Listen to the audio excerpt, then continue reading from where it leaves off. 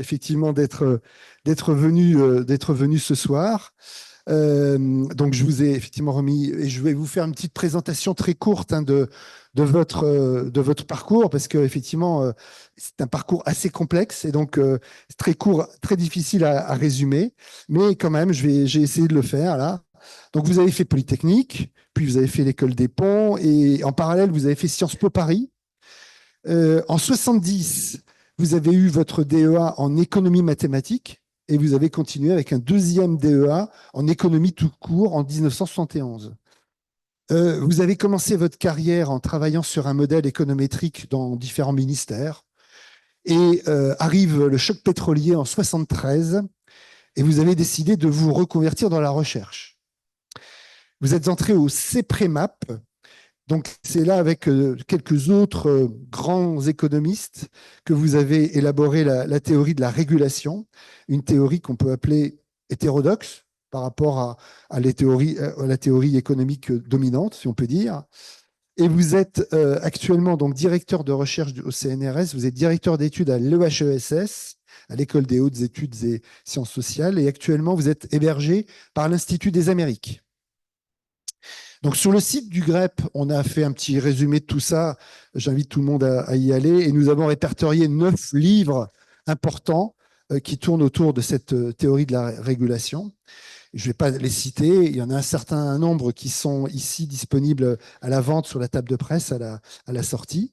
Mais ce qui est intéressant, c'est que ces dernières années, vous impliquez de plus en plus dans les débats économico-politiques. Et le fait qu'un des fondateurs de la théorie de la régulation s'intéresse à l'économie sociale et solidaire en l'intégrant dans votre vision globale, ben c'est ce qui nous a intéressés. Et en particulier, évidemment, dans votre dernier petit livre, là, qui est aussi disponible, là, L'économie sociale et solidaire, une utopie réaliste pour le XXIe siècle. C'est le titre qu'on a retenu pour cette conférence. Donc, de l'ESS, vous identifiez ses forces, ses faiblesses, ses menaces, et c'est une vraie opportunité de réflexion pour les acteurs des SCOP, des SIC, des coopératives, des mutuelles, des fondations et des associations qui forment cette ESS de réfléchir avec vous sur ce sujet. Et donc, merci de nous éclairer et d'avoir accepté de venir ce soir. Voilà, à vous la parole. Merci beaucoup pour votre invitation. Rendons à César ce qui est à César. Alain Lipietz a écrit pour la ministre du Travail de l'époque un rapport sur l'économie sociale. Et il n'y a pas plus impliqué dans la politique qu'Alain Lipietz. Moi, je... Vous preniez plus près. Alors, donc, hommage à Alain Lipietz. Alors, je suis très heureux que vous m'ayez invité. Parce que nous vivons une période d'obscurantisme intégral. Oh là là, attendez, je vois que ça va être compliqué. En effet, ont disparu toutes les utopies. Si en regardant le programme du Premier ministre, vous trouvez une finalité, vous avez vraiment beaucoup de la chance. Suivre la journée.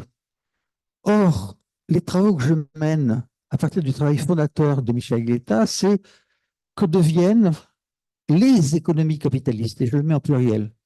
Car si je suis en Chine, qui est tout typiquement capitaliste, là des noms, aux États-Unis ou au Danemark, ou en Argentine, je n'ai pas le même élément. Pourquoi cette variété? Parce qu'elle ouvre sur le politique.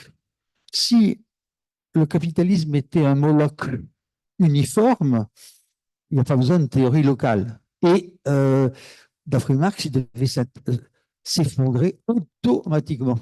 En fait, ce n'est pas le cas, c'est beaucoup plus compliqué. Du coup, je décris l'origine de ce petit livre. Mes collègues de une association que vous connaissez sans doute, d'économie sociale et solidaire, ils m'ont demandé, mais que pensent donc les régulationnistes? J'ai fait un premier exposé il y a très longtemps, il y a 4 ans, à Amiens, et puis c'est devenu un article, mais cet article était tellement long qu'il a été refusé, et j'ai trouvé au petit matin des éditeurs qui publient les initiatives où les citoyens réfléchissent à partir de temps de recherche. J'étais très content de cette publication. Et je suis très content aujourd'hui de vous faire partager. Alors, c'est un peu abstrait, mais comprendre le monde suppose des détours tout à fait considérables. La première idée, là, c'est que, en gros, l'économie sociale et solidaire est orpheline de théoriciens, de pigistes. Parce que, regardez, la logique marchande. Le dernier prix Nobel, il y a des prix Nobel en l'honneur de la Banque de Suède, dit Nobel, qui défendent l'économie depuis 109. Donc, vous avez Adam Smith, etc. Le marché et le capitalisme ont des théoriciens magnifiques. L'État, attendez, théorie de l'État, droit constitutionnel, sciences politiques, philosophie de l'État. Et mon argument est que la pauvre économie sociale et solidaire est un peu orpheline. Or, si on regarde bien, soit on a une certaine affinité entre la théorie de la régulation et l'économie sociale et solidaire. D'abord, la chose qui est tout à fait intéressante, c'est que tout marché rencontre de telles contradictions que l'État doit intervenir. Et le dernier cas, c'est 2008. Imaginez que M. Elon Musk ait été au pouvoir. Donc, il n'y a plus d'État fédéral. Le capitalisme américain se serait effondré. D'où est-il venu? Vous avez un acteur qui a pu se dégager de la logique marchande et rétablir les règles du jeu. Donc, l'idée de la déréglementation automatiquement est tout à fait fausse. Tous les exemples, alors, il y a des exemples de tout marché dans l'histoire internationale, ils ont toujours fini mal par le retour de l'État. Donc, premier élément, l'idée d'une économie pure ne marche absolument pas historiquement. Alors, allez, si j'étais méchant, je regarderais, le Liban n'a pas d'État, et vous voyez que ça ne se termine pas très bien. Alors, j'en serais intarissable, contrairement à hier. Deuxième élément, l'effondrement de mes collègues régulationnistes ont beaucoup étudié l'économie de type soviétique. Bernard Chavos, Sapir. Et alors, ce qui est absolument tout à fait intéressant, c'est que le tout État, c'est-à-dire grosso modo, l'économie devient le bras armé du politique. Mais on fait de la politique dans l'économie. Mais ça ne se termine pas très bien. Non seulement parce que s'engage la guerre des étoiles avec les États-Unis, mais en fait le fait qu'on ne peut pas satisfaire le niveau de vie attendu. Vous avez une loi tendancielle de baisse de la productivité du travail. Et ce système s'effondre malgré les efforts de Gorbatchev, tout à fait. Donc, conclusion, l'État, au sens de très naïf, toute politique, s'effondre sur le fait qu'on n'arrive pas à organiser l'économie, malgré des tentatives de décentralisation, d'utilisation des ordinateurs. Du coup, l'idée à laquelle j'étais élevé, j'étais tout petit, j'ai travaillé pour le commissariat au plan, c'était l'idée, l'État fixe les règles du jeu et les entrepreneurs réagissent aux initiatives de l'État. Avec l'arrivée de M. Trump, c'est l'inverse. M. Elon développe son programme pour aller sur Mars et le gouvernement va l'appliquer. Vous voyez l'aspect qui est tout à fait intéressant, que l'économie mixte, elle a plusieurs variétés. Hein. Dans un, les citoyens arrivent à imposer par la démocratisation et la planification un minimum de démocratisation. Dans d'autres cas, les grands entrepreneurs champeteriens conquièrent l'État et l'État, c'est... Donc, vous voyez à nouveau l'ambiguïté de l'économie mixte. Alors, c'était le comble de la France et vous avez vu que ça a été complètement abandonné. Et la grande idée, j'ai travaillé avec beaucoup de collègues étrangers, sociologues, anthropologues, juristes, etc. Ils me disent, mais il n'y a pas que le marché pour se coordonner. Par exemple, votre association, elle fonctionne, alors une coordination implicite. Donc, il y a beaucoup de façons. Et alors, le cœur de mon analyse est le suivant. Ce qui me fait pas paraître comme hétérodoxe par rapport à mes collègues, parce que mes collègues ne rêvent qu'à une chose, le marché et la firme. C'est grosso modo, vous voyez, dans ce diagramme très simple, mais si on commençait en première année d'économie, on aurait moins de savants idiots. Parce que regardez, vous avez d'abord, quel est le motif de l'action? Il y a l'intérêt économique, mais il y a aussi, bien sûr, l'obligation. Et vous voyez, le fait d'appartenir à une communauté, ce n'est pas l'intérêt, c'est quelque chose qui est tout à fait différent. Et vous avez le deuxième élément, est-ce que vous avez une société d'ego, coordination horizontale, ou est-ce que vous avez tout le pouvoir vertical de la firme qui peut imposer sa logique sur les salariés, sur le marché, ou sur l'État qui impose de payer ses impôts? Et alors, vous voyez, à poindre le cœur de ma liste, les associations et les réseaux sont à la marge de ces quatre formes. Et ce qui fait à la fois son intérêt, mais elles peuvent être phagocytées soit par le marché, soit par l'État, soit par la firme. Vous voyez, le problème, le caractère central lui donne une logique qui n'a pas la pureté des autres. Et c'est un thème que je vais essayer de développer tout au long de cet exposé. Alors, si vous regardez bien, les, toute la vie économique est centrée sur il y a la bonne théorie, il y a la mauvaise théorie. Si vous êtes interventionniste, c'est l'État qui est plus efficace que le marché. Si vous êtes libertarien, c'est le marché qui est meilleur. Il y a un oubli, mais transcendant, de la société civile. Laissez-moi décrire pourquoi elle est absolument nécessaire.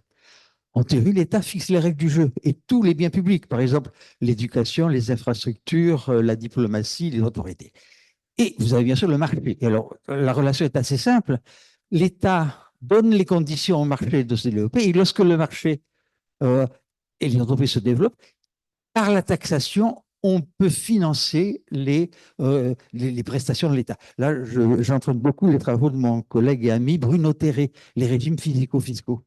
Et donc, vous voyez, d'abord, il y a une complémentarité. Tous les systèmes ne marchent pas. Nous sommes en train de vivre un dramatique épisode dans lequel la perte de dynamisme de l'économie capitaliste compromet les recettes de l'État, qui compromet la poursuite de la couverture sociale. Mais vous avez la société civile défense des intérêts locaux face à des construction de commun, qui est une logique, vous savez, qui est plus proche de la commune que j'ai écrit tout à l'heure dans le précédent tableau. Et alors, la chose qui était, ces sociétés civiles remplies des tâches que le marché est strictement incapable.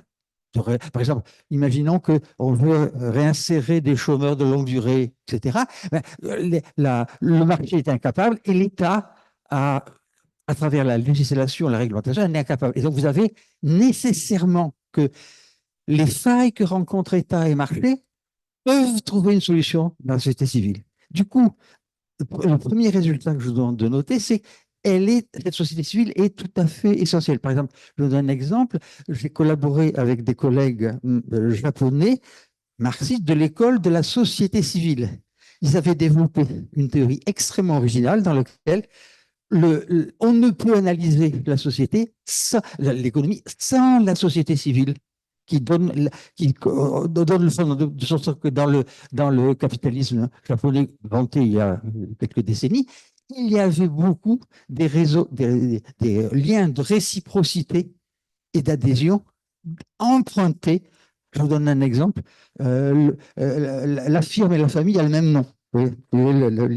Donc, quelque chose qui voilà une première raison d'étudier l'économie sociale et solidaire.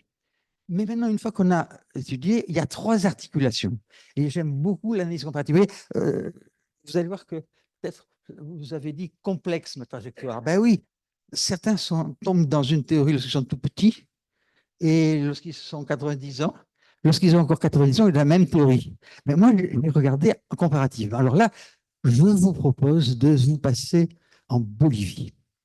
La Bolivie est une société caractérisée par des groupes indigènes autochtones qui ont le contrôle du sol.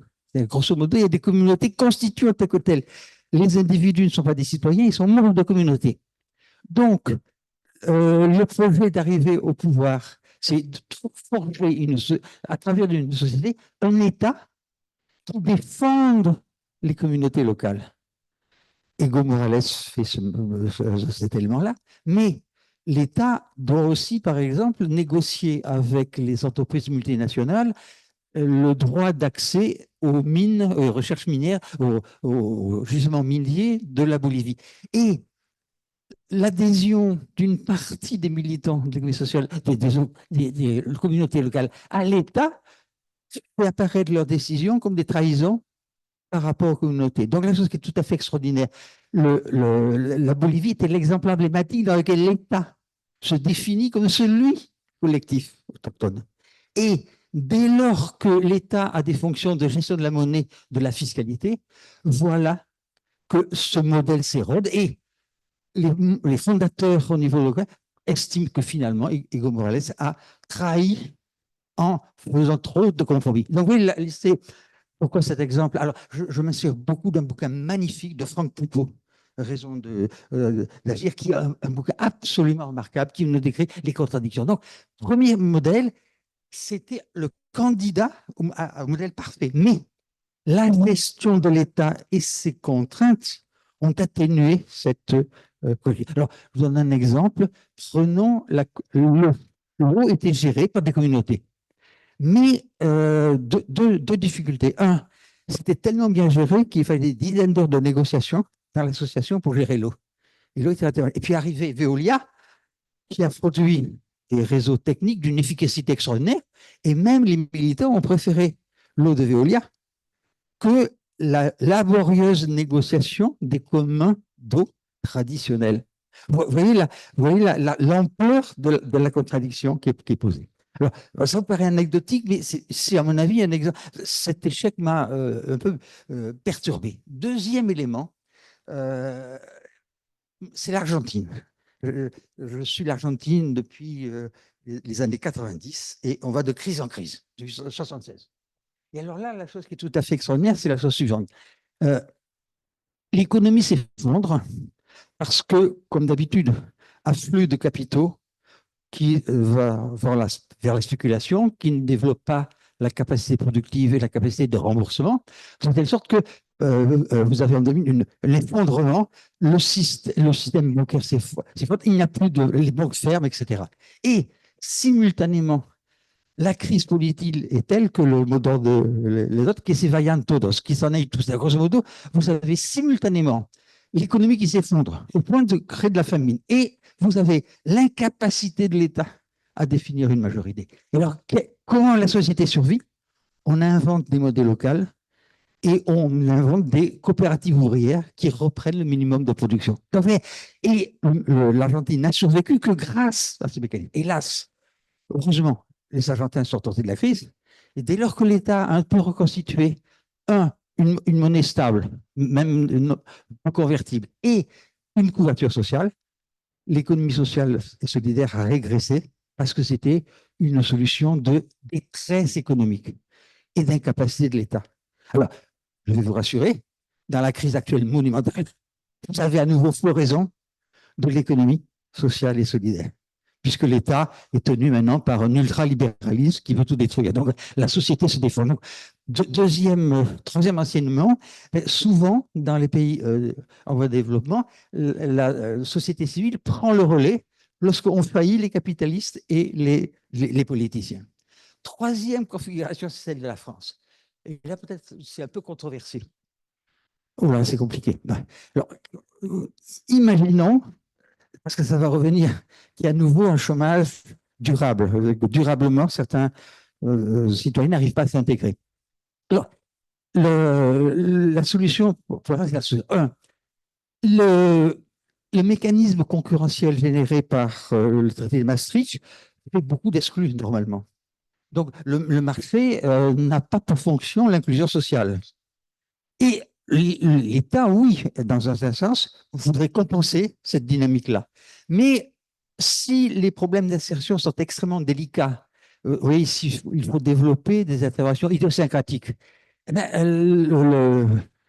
les directions régionales du ministère du Travail sont incapables d'inventer des processus. Et l'idée est alors de confier à des associations les cas de réinsertion sociale les plus difficiles. Et vous voyez que dans ce cas-là, l'économie sociale est au service de l'État. Il délègue à ce qu'il ne sait pas faire.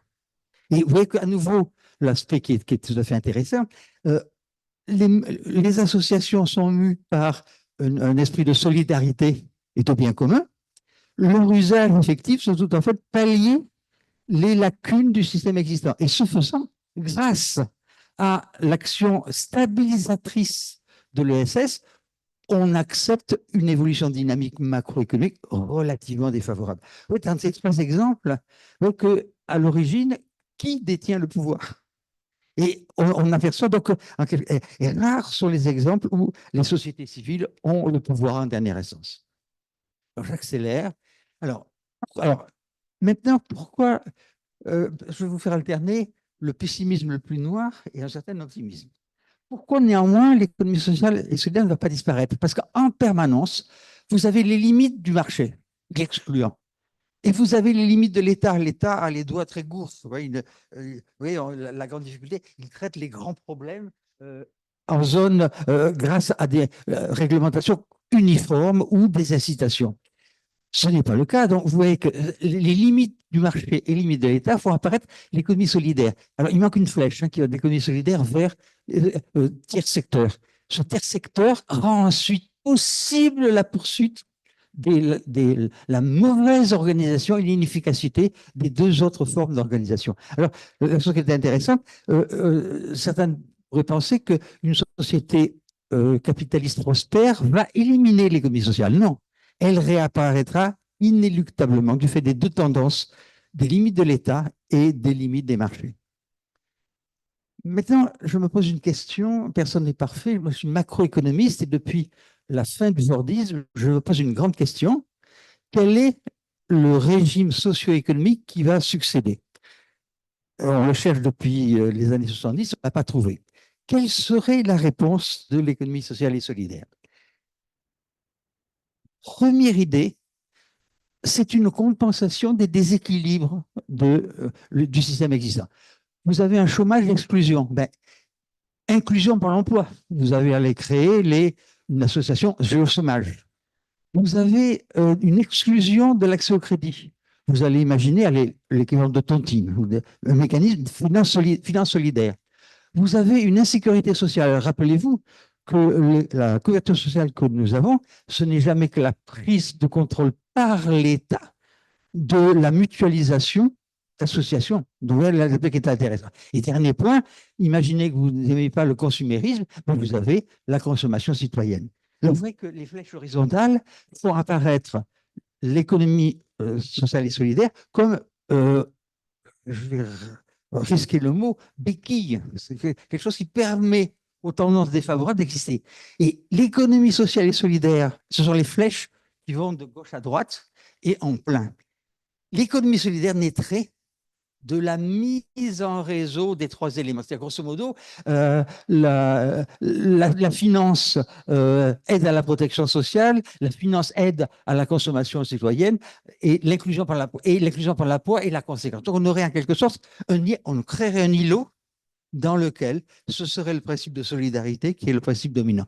Et vous voyez que c'est très difficile parce que les flèches les plus fortes sont en noir, les flèches en pointillés ne sont que potentielles, rares. Alors, dans mon livre, je retrouve un exemple de collègue, le moshav israélien, et incarne au niveau d'une municipalité l'ensemble des éléments. C'est une mutuelle, c'est une coopérative ouvrière, c'est fondamentalement, vous avez une intégration grâce au fait que la municipalité est une entité intégrée. Mais dans la plupart des autres cas, cette convergence n'existe pas. Et comme vous savez très bien, l'économie sociale et solidaire est divisée entre scope, mutuelle, association et même dans la loi française, les fondations sont.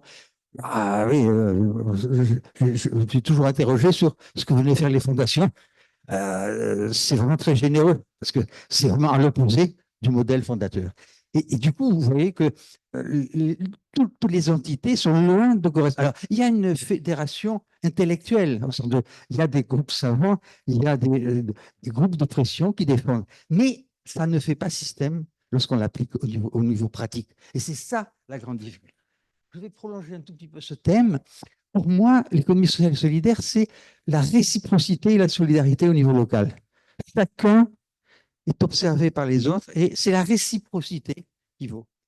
Dès lors que je passe par le marché, vous savez très bien que la relation de réciprocité, c'est la concurrence qui l'emporte la réciprocité. Je passe maintenant au niveau de l'État. Et lui peut rétablir la solidarité. Je passe à nouveau un cran au niveau de l'Europe. Vous avez vu que son drame, c'est qu'elle n'a pas de politique sociale. Les politiques sociales sont des politiques nationales. Et je passe au niveau mondial, ben, c'est le chacun pour soi. Il n'y a aucun organisme de l'ONU qui organise la couverture sociale. Donc, vous voyez que le grand défi de l'ESS, c'est que la solidarité théorisée au niveau local et les tendances qui agitent toutes les sociétés s'expriment au niveau mondial par des exclusions. Et donc, on voit que donc le modèle ne s'étend pas lui-même. Vous avez une relation commerciale, elle a une capacité d'extension dans le monde entier. Les relations entre les coopératives sont des relations limitées sur la confiance. Donc, à l'ère de la globalisation, vous voyez très bien que ce modèle souffre énormément. Et vous verrez que c'est plutôt récupéré par l'État. On a bien vu dans le Covid que l'économie sociale et solidaire a été très dynamique pour répondre aux besoins, mais c'est l'État qui, à travers des subventions et des aides, a fait apparaître la solidarité nationale.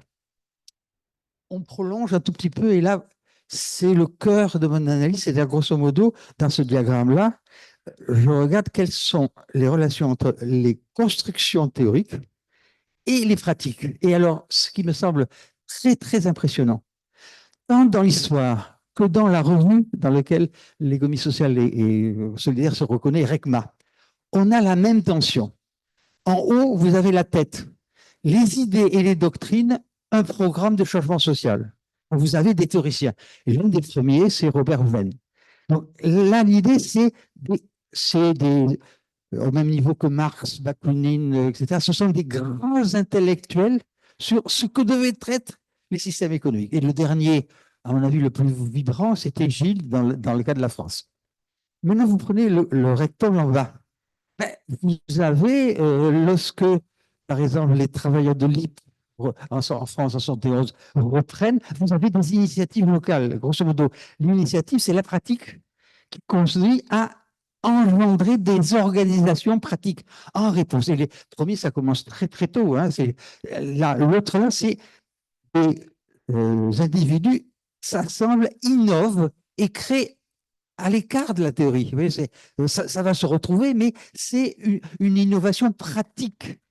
Et vous voyez que donc il y a la tête, il y a les jambes, et ce qui manque, c'est le cœur ou la circulation sanguine, à savoir l'appui politique qui permet, de façon descendante, incarner les idées d'institutions étatiques et réciproquement incorporer dans la réglementation l'innovation qui font l'époque et qui pourrait être favorisée par l'État.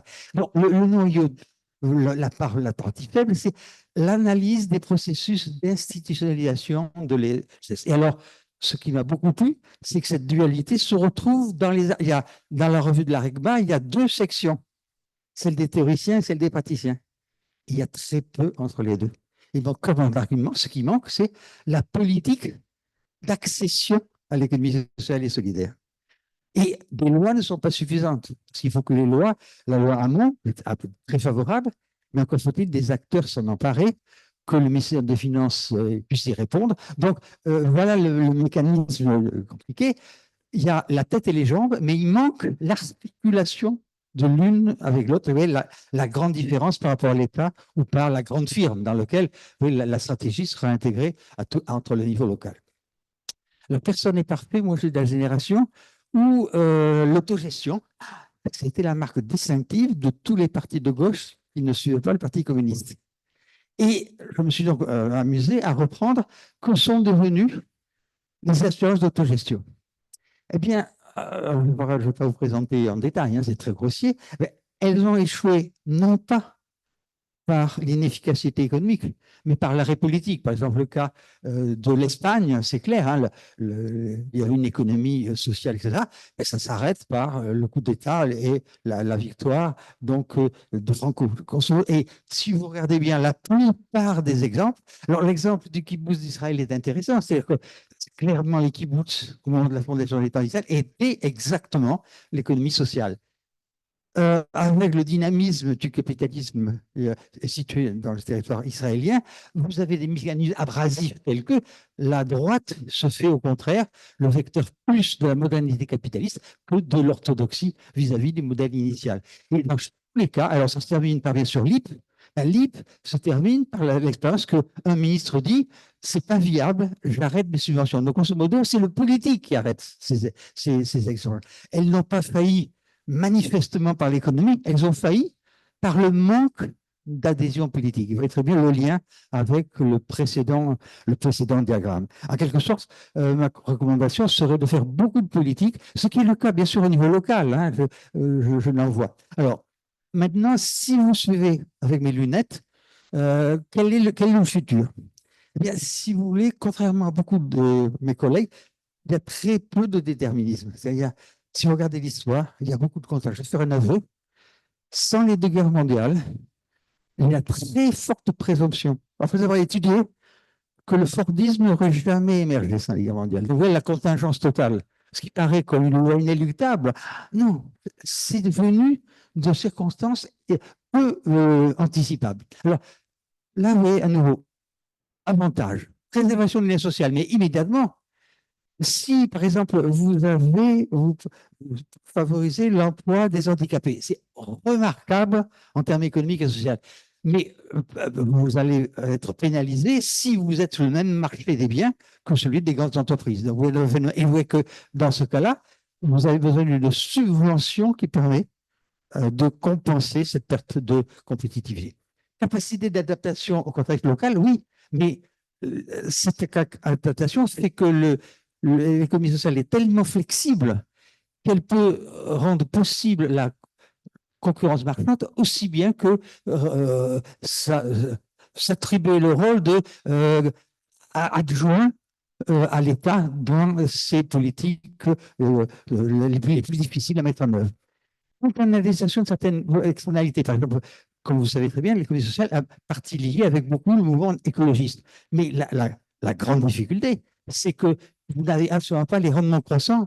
Oui, dans l'intelligence artificielle, dans les plateformes des GAFAM, vous avez des rendements d'échelle extrêmement croissants. Vous voyez très bien que l'économie sociale n'est absolument pas dans cette logique et c'est lié à ses fondements. Troisième élément, on peut dire la variété, scope, association, mutuelle, fonds encore bien d'autres, mais bravo, donc une souplesse. Vous avez toujours un système juridique qui permet. Mais par contre, vous n'avez très peu de synergie entre ces diverses formes. Donc, vous voyez la dialectique. Du coup, ça ne peut pas être l'optimum optimum. Il faut choisir. Ceux qui auraient un habitus solidariste vont clairement voir les forces, et ceux qui sont épris de performance économique ne verront que les faiblesses. Et vous voyez la difficulté du débat de l'économie sociale. Ce n'est pas un débat technique, c'est un débat de valeurs.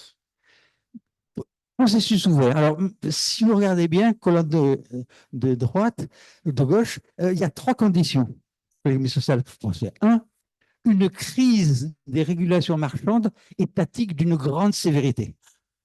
L'objectif, c'est de survivre.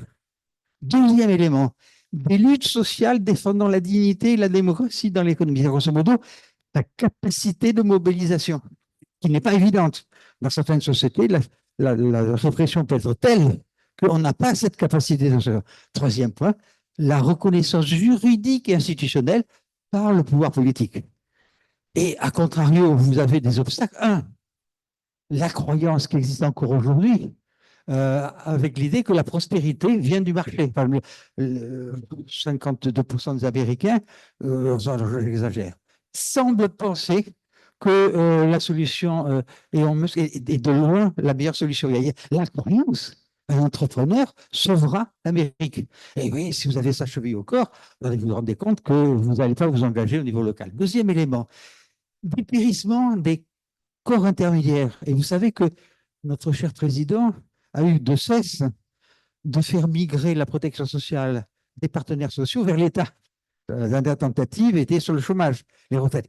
Là, vous voyez que si vous avez des gouvernements dont l'objectif est d'accaparer toutes les ressources, c'est-à-dire la solidarité sociale, c'est moi, vous dévitalisez les organisations. C'est par exemple ce qui se passe au Mexique avec le programme des conventions. Non, il existe des politiques qui ont pour objectif de créer une dépendance directe des citoyens atomisés par rapport à une politique en détruisant toutes les formes intermédiaires. Dernier point, par exemple, imaginez que dans les soumissions au contrat européen, vous avez des obstacles très forts à ce que l'économie sociale et solidaire soient candidates, parce que ça apparaît comme une force qui viole l'impératif de concurrence. Et vous voyez que selon les sociétés, selon les périodes, vous aurez soit une avancée, soit une récession de l'économie sociale, qui, bon an, mal an, continue quand même à représenter, si vous voulez, à peu près 10% du PIB, mais qui n'a aucune croissance là. Alors, là, donc vous voyez que mon élément, je me posais la question, est-ce que la société civile peut organiser l'ensemble de l'économie? Ben, ma réponse est non. Ce n'est pas excusez-moi d'employer un langage hérité du marché, ce n'est pas un mode de production en lui-même, il n'est pas autosuffisant. Pour atténuer ce message un peu triste, je conclue de la façon suivante. L'ESS a un bel avenir car elle a un long passé. Oui, ça commence au XVIe siècle. Regardez, une formation qui est aussi résiliente, ça ne court pas les rues. Vous voyez, ce n'est pas une toquade. Si on trie, et là, aujourd'hui, très scopes. C'est pour raison, ces mécanismes sont relativement universels. Alors pourquoi? Parce que son action porte sur les problèmes sociaux émergents. Il y a une réactivité extraordinaire. Alors, à l'heure de l'entrepreneuriat, on peut imaginer que des jeunes générations deviennent entrepreneuriat de l'économie sociale et solidaire. Vous inventez une façon de résoudre des besoins sociaux. Vous êtes un entrepreneur. Il n'y a pas que la technique, il y a aussi l'invention des formes sociales. Deuxième caractéristique très importante, c'est vous pouvez articuler du local, du sectoriel, du global. Ça compte, donc, vous pouvez articuler local, sectoriel. Vous voyez, au niveau d'une. Je vois l'exemple de Lyon, vous avez relativement une articulation de diverses entités de l'économie sociale qui lient le purement local au niveau politique et au niveau sectoriel. Autre bénéfice, et alors c'est un point important, le principe démocratique dans la production. Si dans les décisions des scopes, une personne, une voix, ça remplace un dollar, un dollar. Donc, grosso modo, vous avez un principe démocratique au cœur de l'économie. Et ça, c'est pas négligeable du tout, grosso modo. C'est une conception, le travail est une activité sociale, et en tant que telle, doivent s'appliquer les mêmes principes que dans l'espace politique. Bien sûr, on peut continuer, on a plusieurs sociales qui doivent mais qui s'excluent au venir, là, c'est des enveloppes, mais avec des choses tout à fait graves de d'autres parties, par exemple des pays africains, qui sont loin de bénéficier de la mise en concurrence de tous les territoires. Et enfin, mais peut-être le plus important, puisque vous êtes une association, c'est le terrain de la conscience politique. Moi, je trouve qu'il y a un grand dépérissement de la conscience politique. Et c'est en gérant au niveau local, rencontrant les contradictions, qu'on a peut-être la formation des militants qui permettront, il faut se socialiser, le militantisme, ça suppose une pratique. Et la pratique des scopes est quand même une très bonne façon de voir les difficultés de l'action collective. Alors, je m'arrête là. Alors, deux choses. Un, pour savoir plus là. Ensuite, deuxièmement, il n'y a pas que la scope dans la vie. Et je trouve qu'il y a un grand danger qui nous court, c'est le retour du nationalisme. La fin de Schengen, la stratégie solitaire de l'Allemagne, la Hongrie, oh là là, attendez. Alors là, c'est un autre danger, hein. C'est le fractionnement de l'économie mondiale et le fait qu'il existe des entités intermédiaires tout à fait importantes qui permettent justement de rendre compatible un minimum de prospérité économique et un minimum de solidarité. Alors, dernier point, si vous êtes curieux, j'ai un blog dans Alternative économique et vous pouvez lire l'un de mes blogs qui portait sur les transformations sociales, mais il y en a beaucoup d'autres qui portent sur le gouvernement actuel, sur l'Argentine, sur le Mexique, etc. Merci pour votre attention. Vous pouvez me joindre avec grand plaisir. Voilà, donc aux adresses suivantes. Et ça me ferait très plaisir de recueillir vos informations. Excusez-moi d'avoir été abstrait, rapide, mais vous voyez la complexité du monde et vous voyez très bien la beauté du projet d'économie sociale. Mais tellement beau que dans le monde sordide que nous vivons, il apparaît comme un idéalisme transcendantal. Et pourtant, il y a quelque chose d'important qui est en train de se passer. Vos questions sont vraiment les bienvenues.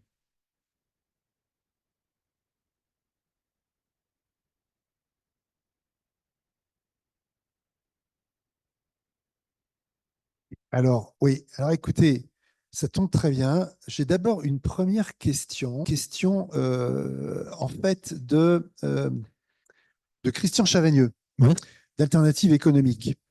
Il a lu avec beaucoup d'attention votre livre, là, et il a évidemment Alternative économique dans laquelle vous avez un blog est une coopérative qui fonctionne.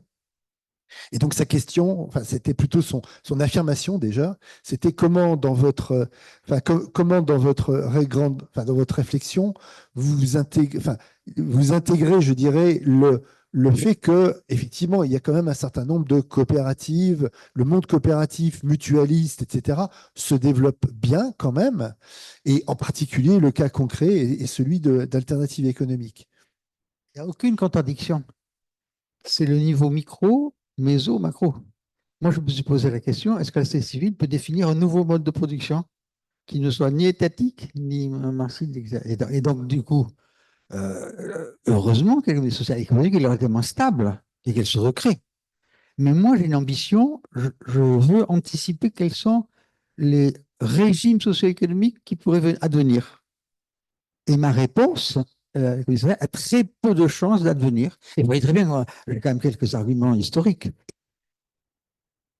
C'est pas du tout une négation. Alors, dernier point, je suis pour l'économie sociale et solidaire, mais l'analyse que je vous ai faite là est totalement celle du chercheur. Je ne suis pas en train de militer, je suis en train de dire la vérité. Alors, je suis très content. Mon livre était très critique, il était que qui serait censuré. Parce qu'il y a, dans certains cas, l'économie sociale est une béquille, aide le système à fonctionner de façon unique. A été également retenu comme le meilleur livre d'économie sociale de l'an dernier. Et j'ai reconnu, voilà, ils ont reconnu que c'était pas de la méchanceté, de la question idéologique. Je posais des problèmes réels. Du coup, alors, dernier point, est-ce qu'il faut une analyse morale de l'économie? Mes collègues de la théorie des conventions pensent qu'une institution immorale ne veut pas durer. Ah, oh, l'apartheid, il a duré. Oh là là, la Chine, attendez, on est des plutôt matérialistes. Allez, ouais. Les régimes uniques, il y en a dans ce bas monde. Ils existent. Donc, si vous voulez, il ne faut pas confondre morale. On peut considérer que c'est du côté du bien. C'est vrai qu'attendez, elle dépend de la solidarité, la dignité. Mais ce n'est pas ça qui l'a fait triompher. Vous comprenez mon problème? Moi, c'est un raisonnement analytique. Et je suis pas. Alors, dans le point, chacun son métier. Moi, j'essaie de m'engager le minimum des croyances parce que je veux que mes croyances ne contaminent pas mon analyse. Tous mes jeunes étudiants sont tombés dans l'écologie, mais d'une écologie naïve. Ils ne prennent plus l'avion, etc., mais n'analysent pas les raisons du blocage. Donc, vous voyez, ma position, il faut bien la comprendre, c'est celle de l'analyste. Et je me mets complètement de côté. Et bien sûr qu'il y a des... Mais regardez ma conclusion, là, vous voyez très bien que... Mais ça n'enlève... Donc, c'est une question beaucoup plus, c'est quelles sont les forces qui accèdent à l'hégémonie au niveau de la société. C'est ça ma question. C'est pas... Vous voyez, mon diagnostic est très pessimiste. D'accord. Ok. Alors, à moins que vous ayez, attends, je vais vous avoir une utopie, hein. Vous avez une catastrophe nucléaire et vous recommencez la société à partir de petits groupes de chasseurs-cueilleurs qui existent là. Et alors, attendez, vous allez avoir la reconstitution, ouais, de cette idée. Oui, oui, mais vous voyez mais pas dans l'héritage de toutes les structures. Alors, et regardez les plateformes des GAFAM. Attendez, j'ai aussi étudié ça. Attendez, vous voyez l'impact social sur nos vies. Regardez vos vies. Vous êtes membre d'association. Puis vous êtes aussi. Allez, votre vie est plus façonnée par Google que votre appartenance à l'association. Et c'est tout simplement ce que je vais vérifier. Oui, vous voulez l'idée. Alors, dernière précision. Moi, je suis théoricien des crises, puisque mes collègues n'ont pas de théorie des crises. Et moi, j'ai trouvé, y compris par l'enquête de terrain, émerger l'économie sociale en Argentine comme réponse de crise. Je ne dis absolument pas que des jeunes gens fondent des trucs par idéal. Mais vous connaissez ma spécialité, j'ai vu émerger, ça ne nie absolument pas l'engagement par vocation. Donc j'ai une réponse très complexe. Mais c'est une réponse, ça fait 4 ou 5 fois qu'on mène le débat. Mais c'est un peu formel. Il n'y a aucune contradiction de ma part, si vous voulez. Okay. Et heureusement qu'il y a Alternative Éco, indépendante, etc. Donc, du coup, je vois plutôt favorable. Merci beaucoup. Ah oui, merci beaucoup. Et je vais vous remettre une petite lettre que j'ai reçue il y a 2 jours dans ma boîte aux lettres d'un tiers-lieu auquel dont je suis proche dans le Tarn. Voilà. Alors, vraiment, c'est extraordinaire parce qu'il y a pratiquement tout ce que vous avez dit dans votre conclusion au niveau des facultés d'adaptation, etc., et d'innovation. Par exemple, c'est un lieu, c'est un lieu où on peut apprendre à coder pour les jeunes, à coder. Parce que ce qui est quand même important, c'est bien sûr l'économie sociale et solidaire, mais il faudrait apprendre, faire des tiers-lieux pour les politiques, pour leur apprendre à savoir ce que c'est que les tiers-lieux et l'économie sociale et solidaire. Vous voyez ce que je veux dire? Voilà. Alors, par contre, il y a une mauvaise nouvelle dans cette lettre à la fin. Je vous lis textuellement et peut-être que tout le monde pourra participer parce qu'il y a une pétition. Donc, je vous dirai le libellé de la pétition pour la trouver. Et c'est tout à fait d'actualité. Une baisse de plus de 80% des financements accordés aux tiers-lieux. Je répète, baisse de 80% des financements accordés aux tiers-lieux dans le projet de loi de finances 2025, c'est du jamais vu, point d'exclamation, de nombreux tiers-lieux sont menacés.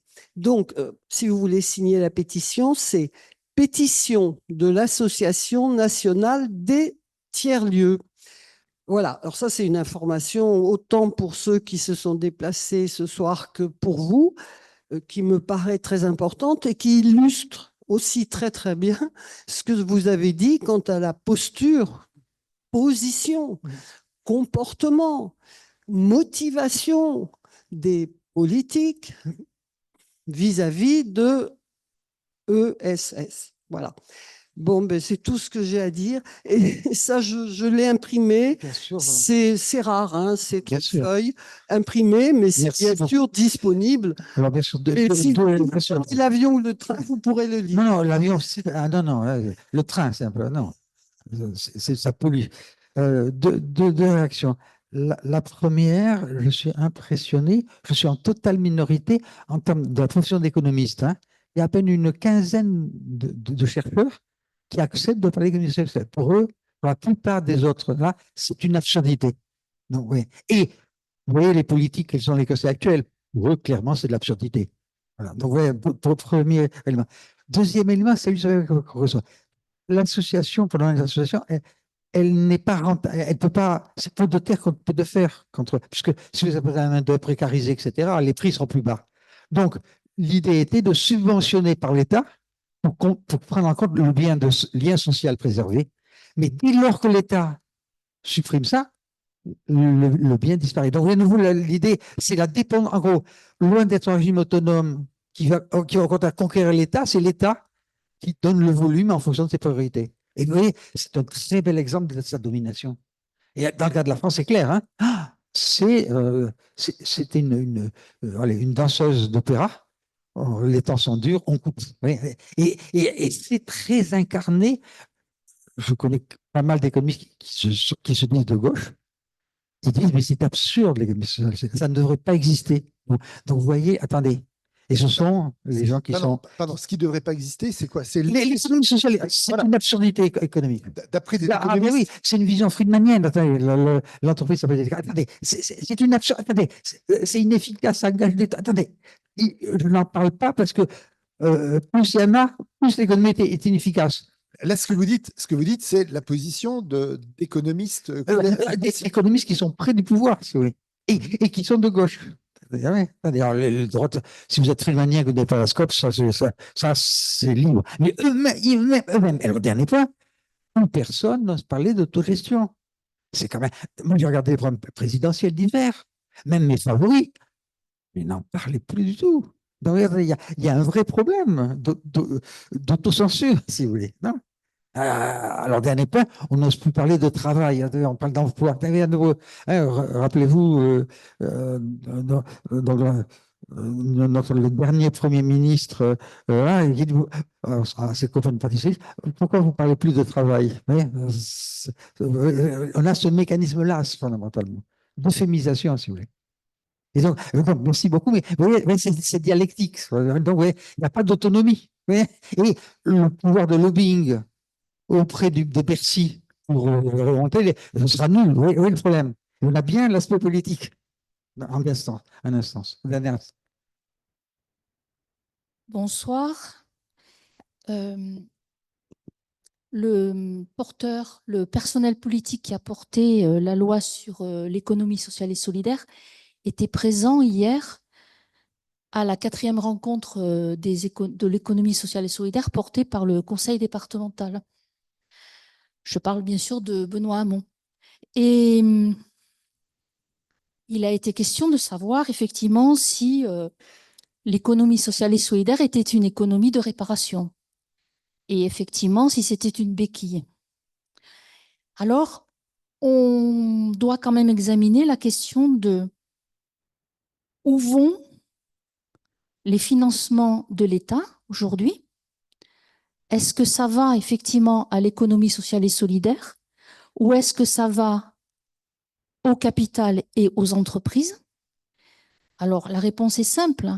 On est passé de 147 milliards aux entreprises sans contrepartie jusqu'à 200 milliards pendant la période de confinement.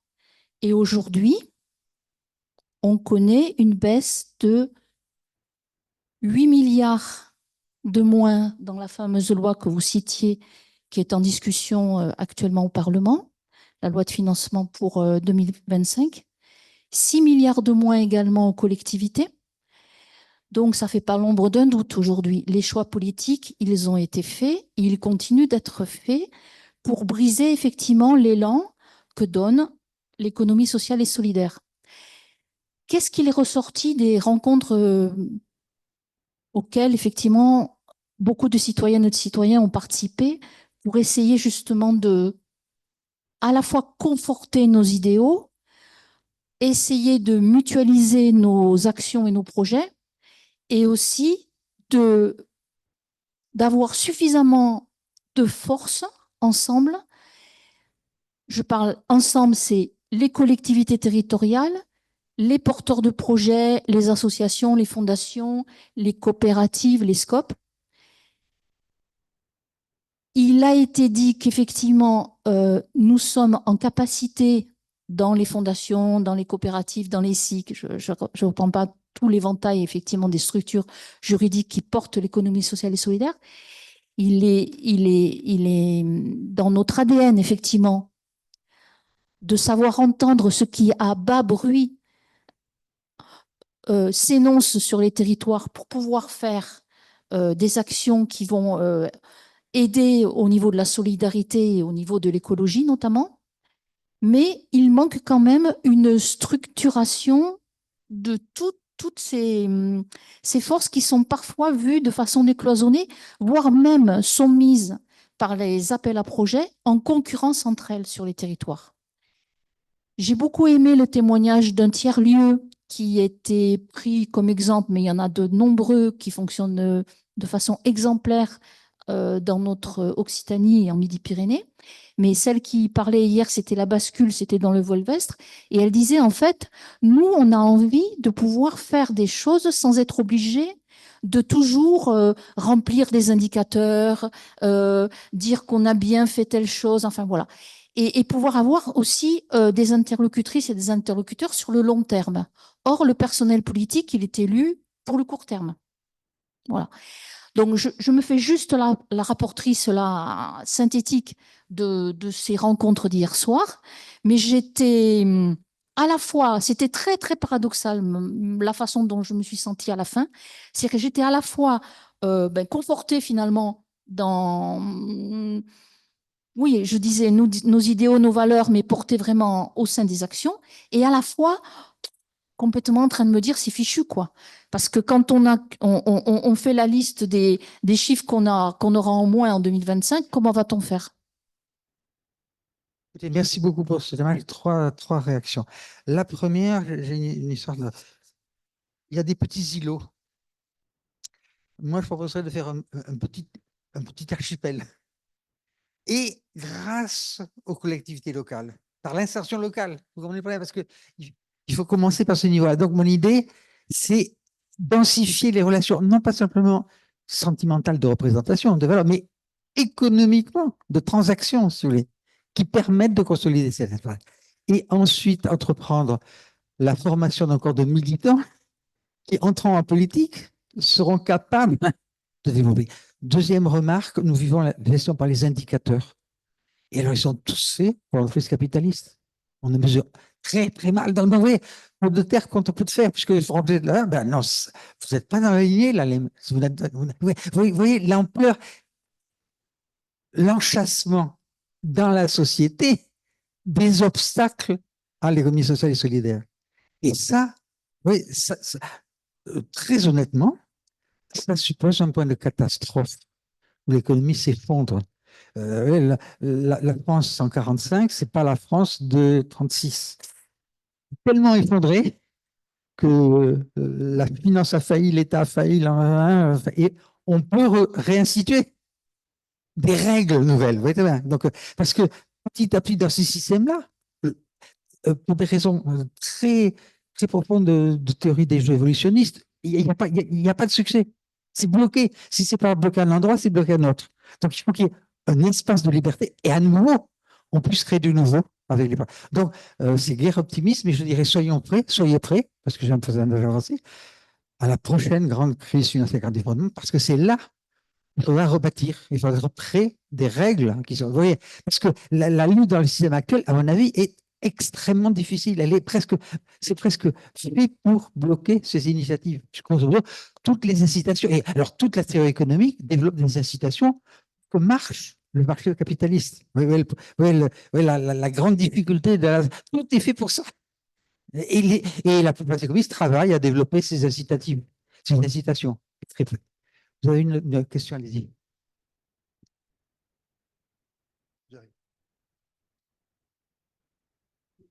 Je suis d'accord avec le côté brillant et le côté totalement désespérant. Et vous comprenez bien ma position, ce n'est pas une position de défaitisme, non, je partage exactement la même idée. Quel potentiel et quel gâchis. Et simultanément. Et c'est pas, voilà, et c'est pas nier je crois qu'on ne sort pas des problèmes en les niant. Merci beaucoup pour votre exposé qui est très instructif effectivement pour théoriser l'ESS. Et j'ai une question. Alors moi je travaille sur le lien entre démocratie d'entreprise et fiscalité au sens large, comprenant les aides publiques. Et j'ai une question sur l'articulation entre l'ESS, l'État et les marchés, notamment les grandes firmes, sur cette question d'étendre finalement le principe même de l'ESS, c'est-à-dire la démocratie.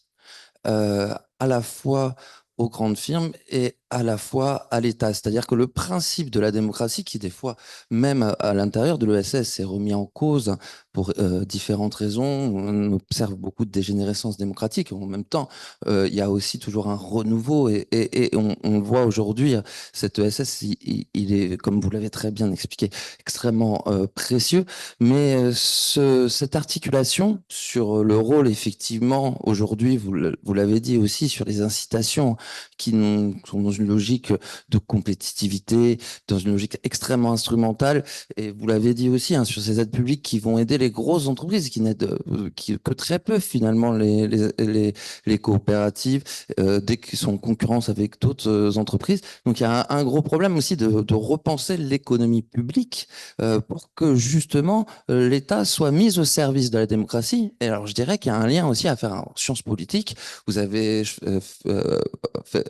fait le lien avec votre ouvrage sur l'Union européenne, sur l'idée de démocratiser aussi l'Union européenne, démocratiser les politiques. Quand je dis démocratiser, c'est évidemment la démocratie participative, mais c'est aller plus loin vers une démocratie plus directe.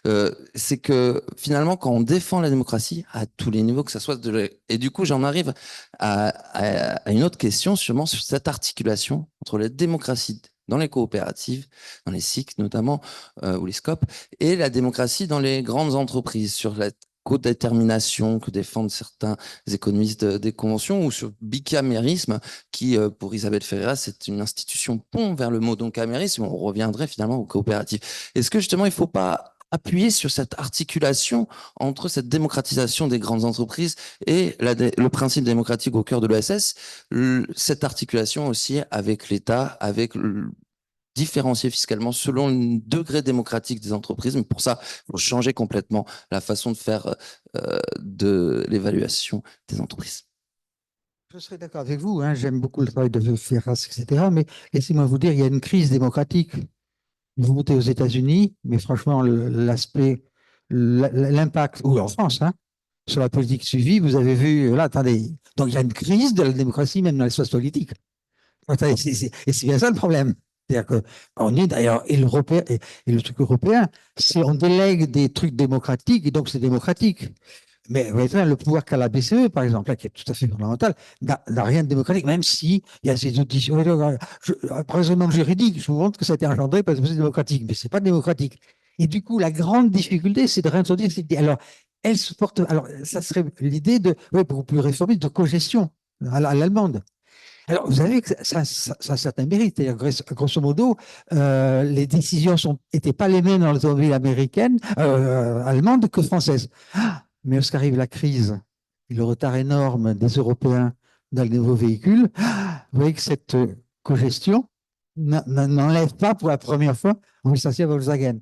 Et donc, vous voyez, la démocratie, si la prospérité n'est pas là, alors on en revient à l'éjection.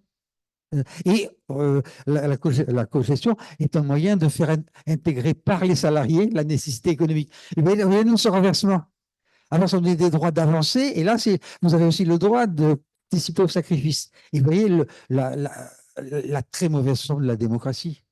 Et pas simplement formelle, parce que vous avez des dictateurs, mais même moi, j'ai fait une taxonomie de la démocratie. La démocratie, je la définirais par deux critères. La capacité à répondre à la demande sociale des citoyens et la capacité à la mettre en œuvre. J'applique ça. Les États-Unis ne sont pas démocratiques. C'est extraordinaire. Hein, c'est-à-dire, alors, regardez le vote là qu'ils ont fait, c'est extraordinaire. Il n'y a aucune correspondance à la demande et c'est jamais appelé. Non, vous avez des États. Non, alors, je ne dis pas autoritaire et démocratique. Et vous voyez la difficulté d'introduire. Alors, laissez-moi vous dire, je suis spécialiste dans les automobiles et moi j'ai étudié Uddevalla. Alors, avec mon collègue, hélas, trop tôt disparu, Michel Fossenet, on avait étudié comment faire une voiture. Alors, la sagesse, c'est la multiplication, la parcellisation, etc. Et puis, à Uddevalla, Volvo avait eu une usine dans laquelle 6 personnes en petit costume comme moi montaient une automobile, sans aucun contremaître, sans machine qui fait boum, boum, etc. Et ceci a été. Alors, nous, on a étudié ça, on a des écrits, vous pouvez les retrouver, en cherchant Michel Fresnay, Gerpisa. Et bien, c'est seulement lorsqu'il y a eu une crise, le dirigeant de Volvo a décidé de sabrer cette expérience prometteuse pour défendre la production à la chaîne qui était plus compétitive. Je ne sais pas si vous voyez l'arbitrage. C'est extraordinaire. Vous aviez une perle magnifique. Hein, et l'impératif du capitalisme, parce que là, dans tout ce que j'ai dit, j'étais très pudique. Hein. Vous pouvez relancer marché par capitaliste. Et grosso modo, marché et capitaliste vont de pair. Et vous avez le drame, quoi. Attendez, expérience extraordinaire. Alors, qui était très efficace économiquement. Attendez, en plus, attendez, en termes d'économie énorme, non seulement humaine, mais c'était très. Vous voyez, en quelque sorte, une automobile, c'était comme un Rubik's Cube. Non, on prend là et on peut dire, attendez, oui, c'était vraiment génial. Et c'était rentable. Et par idéologie, le patron a décidé de le fermer et de robotiser à tout va. Donc, vous voyez, la prégnance des idées. Hein. Vous voyez les obstacles, attendez. Ça a existé, ça fonctionnait, mais pour des raisons politiques, on l'arrête. J'insiste beaucoup sur l'horizon politique. Il faut faire de la politique. Et au bon sens du terme, hein, faire exprimer un rapport de force. Donc, d'accord pour votre idée, mais la démocratie, moi, je la resterai d'abord surtout dans notre politique, si vous voulez. Ça serait déjà en première essence. Hein. Dans les entreprises, alors si vous voyez l'ego des grands entrepreneurs là, attendez, vous avez vu tous les gens, les femmes là, ils ont un ego gros comme une cathédrale. Vous les voyez, il y a une idée quand même, en gros, le chef est génial et il n'y a plus qu'à trouver les apprentis qui vont le suivre. Quoi. Vous voyez, en termes de représentation, hein, c'est assez extraordinaire. Confier l'État à un grand entrepreneur qui vit des subventions, attendez, pour moi, je suis terrassé. Mais le roi est tenu et on admire. Vive la démocratie américaine, attendez. Il y a longtemps qu'elle a été supprimée. Vas-y.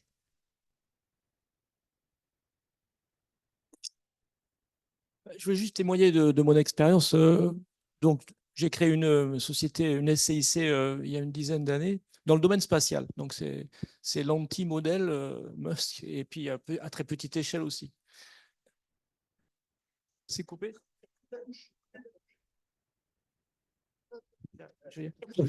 Donc, je disais, oui, que c'est une initiative toulousaine à toute petite échelle. En fait, ça venait de la crise de 2008, là, quand Sarko, enfin, du moins un certain nombre de types à Bercy, ont décidé de créer des plateformes d'innovation en France.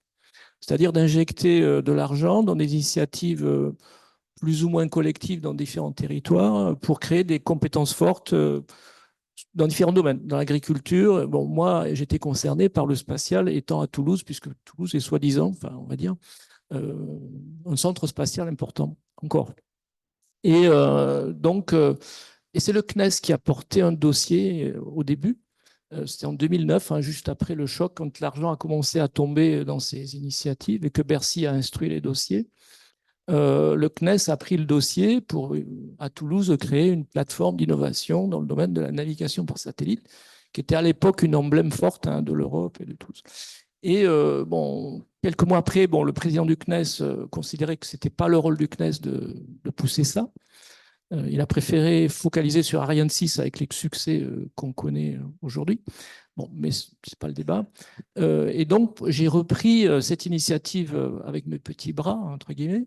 Alors, il faut dire qu'au début, j'étais attiré par ça parce qu'en tant qu'entrepreneur, je me suis dit, bah, c'est l'occasion de faire du business. Enfin, j'avoue, hein, c'est le premier réflexe. Puisqu'il y a de l'argent de l'État, puisqu'il y a une initiative et que le CNES porte un dossier, bah, je vais aller taper de l'argent comme les autres. Donc, on était plusieurs entrepreneurs à venir porter le dossier pour avoir sa petite part d'activité. À partir du moment où le CNES a laissé tomber, qui c'est qui prend le dossier? Et bêtement, comme j'étais très associatif aussi en parallèle, j'ai levé la main, j'ai dit je vais créer une association qui va porter le dossier. Bon, j'ai fait 17 versions du dossier pendant un an et demi, parce qu'à Bercy, ils avaient inventé un machin que plus personne ne comprenait. Puisque le type à Bercy qui avait créé ça a changé de boulot et puis les autres ne savaient pas instruire le dossier. Enfin, en gros, on a réussi avec d'autres plateformes à se créer sous une forme ou sous une autre. Au début, on était association et ensuite, j'ai créé une SCIC pour qu'on ait une structure juridique pour faire du business, puisqu'une association, c'est moyen. Ça a duré 10 ans. On a créé une micro-activité de quelques salariés qui a fonctionné. Et au début, il fallait chercher un modèle d'affaires parce que bon, on a initié avec l'argent de l'État, mais au bout d'un moment, on a consommé l'argent. Il fallait faire quelque chose. Et à l'époque, on avait trouvé le moyen de s'insérer dans le projet de l'autoroute à péage. Vous savez, les fameux projets de péage, télépéage, voilà, fameux truc. Et donc, on avait trouvé une position où notre structure pouvait donner des services à une société, une entreprise, hein, pour aider à certifier les terminaux. Et là arrivent les bonnets rouges. Et pam, plus de modèle business. Et donc, voilà, en résumé, ce que je voulais dire, c'est qu'il y a eu 2 faillites politiques dans ma petite histoire, mais qui sont symboliques de quelque chose de plus gros. Première faillite politique, c'est qu'on met de l'argent de l'État dans des plateformes d'innovation, mais on ne sait pas trop finalement comment on l'instruit. C'est des grands slogans, mais quand ça descend et quand ça traverse Bercy, à la fin, plus personne ne fait rien, et puis on consomme l'argent et il n'y a pas eu grand-chose. Et aujourd'hui, les plateformes d'innovation, je pense, ont toutes disparu, plus ou moins. Et deuxième faillite, les bonnets rouges, on a peur, alors que le modèle de TFH était plutôt bon, mais il y a eu enterrement politique de ce projet. Voilà. Donc voilà, c'était juste un exemple de lien entre des initiatives un peu coopératives et les faillites politiques qui sont à côté. Voilà. Je peux vous répondre à titre, moi je suis ingénieur des ponts et chaussées, vous ne l'avez pas dit. Et ma formation économique, c'est le calcul public rationnel. Le tarif de pointe, les péages des autoroutes, la hauteur des barrages compte tenu de la fréquence des tornades, etc. Et ce calcul, ou la rationalisation des choix budgétaires a complètement disparu. Maintenant, c'est l'émotion qui fait la direction des fonds publics. C'est grosso modo, regardez, personne ne sait exempter les conséquences de toutes les mesures fiscales du budget 80. Personne ne l'a étudié. On est en plein désert, c'est en plein si on est Disneyland, je te trouve là, là. Il n'y a aucune. Et ça, moi, j'étais formé dans l'administration publique. Je faisais le calcul économique, c'est pas barbare. Au contraire, ce qui permet de satisfaire la collectivité locale. Où va l'argent? Et on regarde où il va. Ces mécanismes ont complètement disparu. Alors, il y a bien une autorité, de très bons économistes de la politique publique, mais c'est ex post, ex ante, et c'est hors du gouvernement. Et vous voyez l'ampleur. Ce sont des universitaires qui regardent. Mais au cœur, il n'y a plus ces études. Donc, c'est n'importe quoi.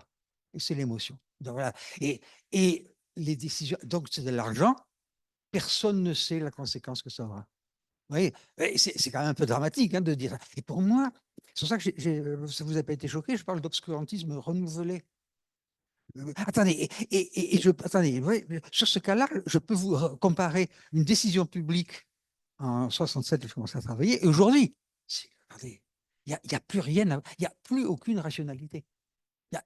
Et c'est ça qui est. Donc, nous marchons en aveugle. C'est n'importe quoi. Donc, vos problèmes viennent de très, très, très, très loin, si vous voulez. Ce n'est pas un petit détail. C'est que l'État. Alors, dernier point, depuis Sarkozy, je parle, donc je suis, et donc je fais. Ah, mais attendez, il n'y a aucune relation entre. Alors, c'est la politique de communication. Notre président est champion du monde, quoi. Combien de fois il a dit le lendemain, l'opposé, il a dit il fait de la communication, je passe une crise, je regarde n'importe quoi, grosso modo, toutes les communications. C'est extraordinaire. Mais jamais personne ne voit si on a appliqué sur le règlement là, etc. Quoi. Et là, oui, c'est catastrophique.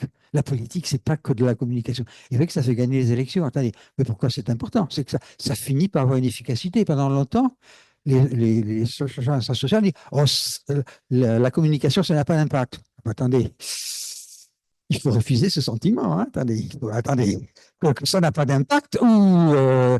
Bonjour. Et vous voyez à nouveau comment ça se cumule avec votre élément-là, si vous voulez. Hein, alors, même en relation internationale, les livres de Badi, mon grand maître, tout passe à l'émotion. Hein. Attendez, il n'y a plus de pensée stratégique, il n'y a plus de Kissinger. Hein, je vais voir Kim Jong-un, je lui tape dans le dos. Enfin, c'est catastrophique, la géopolitique. Et de ce même acabit. Voilà. Et donc, vous voyez la noirceur de la crise, c'est la perte de l'intelligence collective. Je ne vais pas vous faire peur, hein, mais je peux vous donner des dizaines d'exemples. Si vous voulez. Alors, je sais l'économie de la santé, c'est catastrophique. Si vous voulez. L'incompréhension de nos dirigeants que le progrès technique est tel qu'il augmente les moyens pour prolonger la vie, c'est catastrophique. Toute l'économie de la santé néoclassique est dans l'absurdité la plus totale. Elle aggrave les problèmes. Et donc, pour des domaines, alors l'éducation, n'en parlons pas. Si tu, la recherche, on est en train de la tuer, puisqu'on veut qu'elle soit pratique, articulée. Donc, je prends tous les domaines là, et c'est n'importe quoi. Mais ça passe vachement bien à la télévision, on donne des coups de menton, etc. J'entends dire, Sarkozy avait dit, il y a des chercheurs de CNRS qui ne foutent rien. Je peux vous assurer qu'un de mes collègues était foutu dehors il y a très longtemps pour ne rien faire. Donc, la propagande, les fonctionnaires, ils ne foutent rien. Mais ce n'est pas vrai. Mais c'est pas vrai. Donc, toutes les communications. Et les médias jouent un rôle absolument. Lorsque je vois les médias sur les sujets qui me concernent, mais je suis atterré. Si le citoyen comprend quoi que ce soit ce qui se passe en écoutant les médias, franchement, c'est qu'il est vachement doué, hein, parce que tout est fait pour obscurcir la réalité des enfants. C'est quasiment un théâtre d'ombre, là. Mais ce qui se passe n'a rien à voir avec ce qu'a annoncé. Donc, il y a une crise vraiment profonde de la démocratie, très, très, très profonde. Et je me sens un dinosaure. Moi, je suis, mais comment se fait-il qu'on puisse convertir des millions de gens? C'est ça mon problème. Hein. Donc, bêtement, ils ont leur raison, mais voilà, pas l'habitus des jeunes. Donc, je trouve ça. Mais vous voyez à nouveau comment le jugement moral, là, je me projette.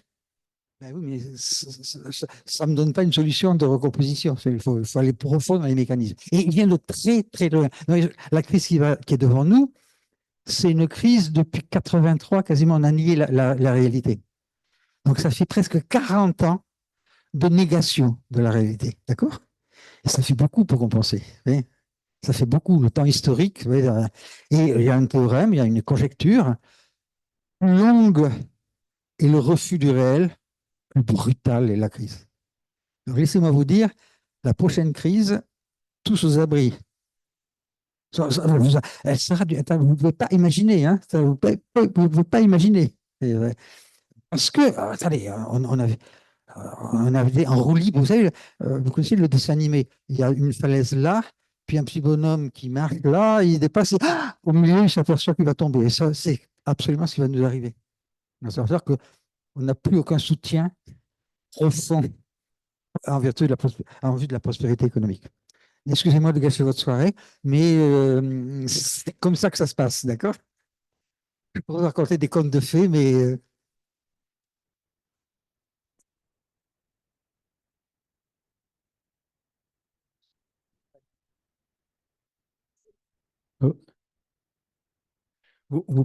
On parle d'incohérence, de manque de démocratie, d'obscurantisme,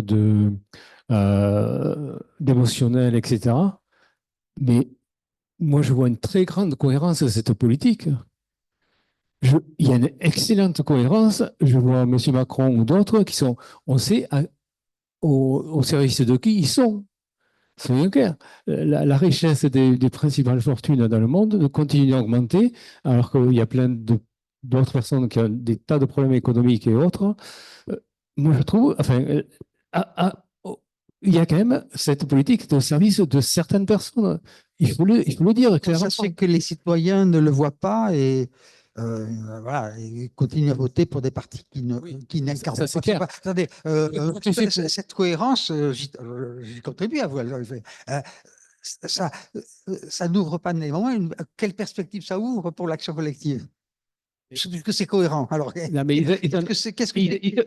ces personnes-là, ils sont au service d'autres intérêts très particuliers. Ils n'en ont rien à faire de la population. Ils n'ont strictement rien à faire, soyons clairs. Il faut être très clair là-dessus. Alors, moi, je fais un état des lieux, je n'ai pas de solution, soyons clairs. Mais il faut le dire, ils n'en ont rien à faire de la population. Je suis d'accord, mais il faut comprendre le processus qui a conduit ça silencieusement à ce que ça apparaisse comme la normalité. Vous comprenez le grand truc? C'est réputé maintenant normal. Alors que vous passez en société, c'était pas normal. C'est ce mécanisme-là qui me. La cohérence est totale. Enfin, il y a pas. Ça s'explique parfaitement. Mais comment ça se fait que ça passe en termes de communication? Mais c'est ça la grande question. C'est pas. Si la société ressemblait à cette assemblée d'aujourd'hui, ça n'existerait pas. Oui, mais nous sommes rien du tout dans cette société. Tout à fait. Vous comprenez le problème. Donc, je suis d'accord avec vous, mais nous sommes des tout à fait d'accord. Mais à qui appartient le web, à qui appartiennent les radios, à qui appartiennent les journaux, à qui appartiennent les télés? Et la dernière télévision nationale ou radio nationale, le parti que l'on connaît veut la privatiser pour qu'il. Alors, vous voyez un nouvel degré de collision. Regardez. Voilà, c'est extraordinaire hein, de supprimer le service public. Voilà, au nom du populisme, quoi. Ouais, c'est assez génial. Non, on n'est pas en désaccord, mais la question, c'est comment en sortir, si vous voulez.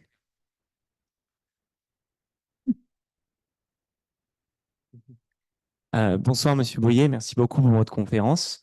Alors moi aussi, du coup, je suis doctorant plutôt en économie institutionnaliste et je travaille sur l'analyse des discours économiques des organisations internationales, donc comme la Banque mondiale, l'OIT, ce genre d'organisation. Et du coup, ma question en fait est la suivante par rapport au débat qu'on avait sur la communication. C'est en fait l'importance des dispositifs matériels qui permettent à cette communication d'exister dans la société. Notamment le fait que si on reprend un peu, on va dire, une approche en termes de mode de régulation, c'est-à-dire l'existence d'institutions qui vont être contrôlées par des acteurs puissants, des moyens de production, par exemple médiatiques, ou des moyens de production de savoir qui vont être contrôlés par des institutions dominantes. Et du coup, du fait que, par exemple, pour l'élection américaine, on sait qu'il y a justement, une énorme inégalité par rapport à ça, parce qu'il y a beaucoup de milliardaires qui ont aussi changé de camp et qui ont décidé de rejoindre en fait la campagne de Trump. Et l'autre exemple que j'avais par rapport à ce que vous disiez aussi, c'était celui de la Hongrie, où en fait l'arrivée au pouvoir de Viktor Orban a amené beaucoup de médias privés en fait ensuite à soutenir sa politique et en fait détruire les espaces de débat public finalement qu'il y avait dans le pays pour renforcer son pouvoir. Et donc, peut-être ma question par rapport à ça, c'est du coup, déjà, qu'est-ce que vous pensez de ce constat? Et en fait, de quelle mesure l'ESS ou d'autres formes d'économie alternative sont aussi capables de dépasser justement cette espèce de loi des reins sur le fait que de toute façon, en face, ils auront toujours beaucoup plus de financement pour faire leur communication politique et donc pour influencer la démocratie politique. Je crois que silencieusement, la gauche, par exemple, ça commence en Italie par Berlusconi, hein. Le grand prêtre, attendez, le grand prêtre fondateur Berlusconi. Parce que, attends, le foot, hein, c'est le jeu mondial, et puis la privatisation.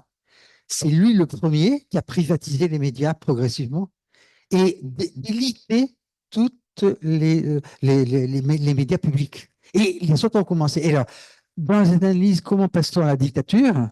Très honnêtement, la capture des médias fait partie. Et ce qui m'inquiète un peu, c'est que dans la Constitution, en 1945, il est interdit que les grands capitaux. Et vous avez vu que ça a été complètement oblitéré. Et avec la proposition de privatiser, supprimer la radio, attendez, on va exactement à ce point. Et alors, vous voyez, derrière ça, vous voyez que chacune des chaînes a ses champions politiques. C'est la privatisation. Et la gauche n'a rien dit. Et ça, c'est absolument. Alors, moi, j'ai regardé ça atterré, mais c'est atterrant. Alors, heureusement qu'il y a Alternative Éco. Et cette démission de la gauche, c'est incroyable. Il suffisait d'appeler le juge. Attendez, il s'agissait d'introduire un recours. Attends, Conseil d'État. Allez, c'était freinable. Maintenant, et c'est le dernier pas, parce que lorsque vous avez ça, vous avez la dictature après. Hein. C'est ça qui est très inquiétant. C'est-à-dire que, grosso modo, l'euthanasie du citoyen critique. Quoi. J'ai une chaîne gratuite, j'ai des trucs, voilà. Qu'est-ce que je suis content, voilà. Et ça, et vous voyez, très bien, il y a aussi la feuille de l'école. Pour moi, c'était une école laïque, citoyenne, esprit critique. Attendez, c'est pas l'école qui est d'aujourd'hui, hein. Et c'est ça aussi qui m'inquiète un peu. Se servir des techniques, moi, j'ai eu l'honneur d'enseigner au Danemark. Un séminaire au Danemark, c'est la chose suivante. Voilà le sujet. Toi, qu'est-ce que tu as compris? Grosso modo, c'est une mise en commun. Qu'est-ce que tu... C'est génial. Et c'est l'école qui forme ça. Au Danemark, on pose un problème aux élèves et collectivement, ils vont chercher les matériaux pour le résoudre. Attendez, je souhaiterais que notre école demeure ça. Quoi. Attendez. On est ensemble, on découvre le monde, on va penser ensemble et on va mobiliser notre intelligence. Ah, je vois les réformes là, surtout tantôt menues par un neurologue dans le cerveau, l'autre mixité sociale, c'est du n'importe quoi. Oui, on revient à l'école. Hein. Vous voyez, si par exemple, on interdit l'enseignement du darwinisme, allez, on n'a pas le droit de... Vous voyez où on va. Le mot obscurantisme, hein, je ne voulais pas laisser... C'est pas une floraison de style, hein, c'est la réalité. Et vous voyez très bien, il y a aussi une irréversibilité qui est introduite, si vous voulez. Hein. Le roi est nu, mais personne ne le voit. Et moi, je vous dis, hein, j'ai une image, j'ai l'impression de dinosaure à la fin de la période où je vais disparaître et c'est fini. Donc, dans ce siècle-là, dans ce qui vient, je n'ai pas ma place. Ouais, voilà. Parce que, grosso modo, j'ai aucune fonction à remplir. Ouais. Donc, voilà, donc, c'est une époque qui s'achève. Et vous voyez le caractère dramatique dans lequel on est. Ce qui stimule ma recherche, par ailleurs, ce qui me permet d'avoir l'esprit éveillé. Lisez mon article, mon livre sur l'Union européenne, vous verrez que ça se passe, c'est pas en vente libre. L'analyse que vous verrez est nulle part ailleurs. Quoi. Ouais, parce que, grosso modo, on s'affronte à regarder d'où ça vient. Ouais, très bien. Voilà, donc écoutez, prenez le flambeau. Associez-vous, voilà, groupez-vous d'action collective au niveau local, voilà, encouragez-vous, formez des voilà, organisez-vous pour suivre de façon décente et correcte, quoi, d'accord? Parce qu'on ne s'en tire pas tout seul, la difficulté, on a besoin, c'est ça qui est des collectifs. Et l'économie sociale est quand même le lieu de la formation de la conscience politique. Il n'en reste plus beaucoup.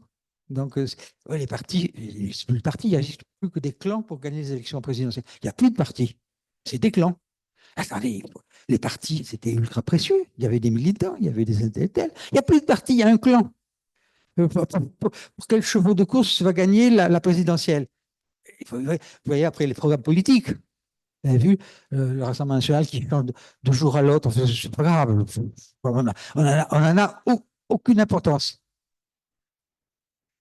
Ah ben attendez, un parti, c'est une intermédiation entre. Non, je vous demandais pourquoi vous disiez qu'il n'y a plus de parti. Je ne comprends pas la position que vous dites. Vous avez des frontons. Alors, vous voulez que je vous dise, moi j'avais l'habitude de passer rue Girard. Alors, moi j'étais invité rue de Solferino au siège du Parti socialiste. C'est maintenant devenu une fondation internationale. Je passe maintenant le centre des Républicains, rue Vaugirard. Ils les ont vendus. Parce que grosso modo, avant, un parti, il y avait des militants qui des programmes politiques qui étaient discutés, une agrégation, on avait les pieds là, on passe de municipalité, c'est un intellectuel organique de projet politique. Vous regardez l'encéphalogramme du Parti socialiste, de ce qui reste du Parti communiste, le macronisme, c'est quand même le vide intégral, tout en même temps. Donc, et alors, j'appelle parti l'instance à travers laquelle les citoyens se regroupent pour essayer d'élaborer des projets de société permettant de contrôler la société. Ça n'existe pas. Les citoyens n'ont aucune voix. Ils s'engagent parce qu'ils seront conseillers municipaux, régionaux, etc. Donc, techniquement, il n'existe plus de parti. Au sens traditionnel de parti, comme niveau intermédiaire entre les individus et la haute politique. C'est ce champ de réflexion. Les individus sont sérialisés. Et ils joignent. Alors, dernier point, leurs effectifs. Vous avez vu leurs effectifs? Attendez, les partis les plus dynamiques, ils ont 150 000 membres. C'est un clan. Un clan, c'est un club fermé, si vous voulez. Hein. Ça n'a pas vocation à défendre la citoyenneté. Donc, je peux vous assurer qu'une définition organique des partis n'existe plus. Alors, la bonne preuve, c'est que sur simple demande, les républicains et les démocrates américains changent de position. Donc, ils sont tellement attachés que sur simple demande, c'est A et non A. Si lui fait A, moi je fais l'inverse. Attendez, au choix, d'accord? Réfléchissez. Alors, allez, vous me prêtez même votre micro, super, merci. J'entends ce que vous dites, enfin, à ce que vous dites, moi, ça me fait penser qu'effectivement, dans certains, ce que moi j'appelle encore des partis, on peut venir interroger la façon dont la réflexion collective et la démocratie a lieu. Mais par contre, je n'acquiesce pas au fait qu'il n'y ait pas des instances dans lesquelles il y ait des militants qui réfléchissent, qui ait une réflexion politique sur comment est-ce qu'on essaye de faire fonctionner le monde. Il me semble que LFI est un parti. Alors, la question de la démocratie peut s'interroger. Il me semble que le parti Europe Écologie Les Verts est aussi un certain fonctionnement, un certain espace de réflexion. Alors, la question de la démocratie, de la collégialité, oui, c'est vrai. Mais je n'annulerai pas complètement que quelque chose se passe encore dans ces endroits. Tenez. La vie c'était encore un tout petit peu. Mais ça n'a plus aucun impact. Parce que moi, je pense aux clubs de pensée qui ont soutenu le gaullisme. Attendez, de sortie de la résistance, je vise des choses très, très, très précises, très analytiques. Les clubs de fonctionnaires, les relations avec les syndicats. Clairement, il y avait un travail intellectuel sur la société qui était multiforme. Alors maintenant, vous avez bien des fondations, etc. Mais elles ne sont pas citoyennes. Hein. Elles s'articulent à des groupes de pression. C'est ça aussi qui m'inquiète. C'est la disparition de la citoyenneté de la réflexion collective. Elle existe d'ailleurs. Il y en a plein de think tanks, hein, mais ils travaillent pour des groupes bien particuliers. La citoyenneté, c'est le cadet de leur souci. Alors que le parti était l'un des vecteurs de la citoyenneté. J'aimerais que vous ayez raison. Hein. Moi, mais je trouve que ça ne marche pas, si vous voulez. Alors, quant aux écologistes, Ben, il y en a autant que de manière.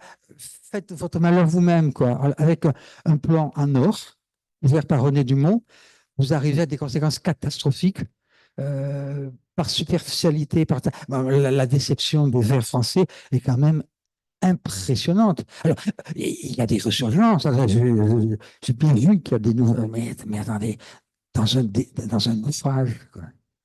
Dans un naufrage. L'écologie est chez tous, sauf les écologistes, quoi, qui ont perdu la maîtrise. Oui, je suis là, oui. Vous avez parlé de la rationalisation des choix budgétaires et du fait que auparavant, on essayait d'étudier les conséquences des décisions, etc.